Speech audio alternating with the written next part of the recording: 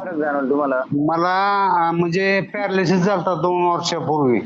Paralyse झालं होतं. Okay. मग आता जरा नसा मोकळ्या झाल्यासारखं वाटतंय, चालायला फास्ट यायला लागले अच्छा. आणि थोडं हलका हलकं वाटायला लागलंय आता पहिल्यापेक्षा. अच्छा. इम्युनिटी पण वाढली. हो, वाढली वाढली वाढली. चालायला काय त्रास व्हायचा अगोदर? चालायला जडपणा वाटायचा ना पायात वगैरे. अच्छा. मग पाय बी ओढायचे का चालायचे क्लिअर पण जड वाटायचं? हो, जड वाटायचं, जरा आता हलकं वाटायला लागलंय. अच्छा. किती दिवस घेतले? आता बघा 2 महिने झालेत माझे पूर्ण.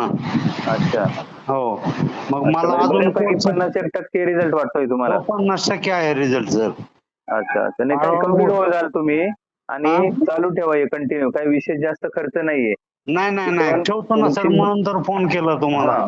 कंटिन्यू चालू ठेवा. हे हो अन्न आहे हो पण हो. औषधापेक्षा पॉवरफुल काम करतं. तुमच्या ओके सर, नसा सगळं शरीर ओके होईल आणि नवीन कुठलाच प्रॉब्लेम तुम्हाला येणार नाही.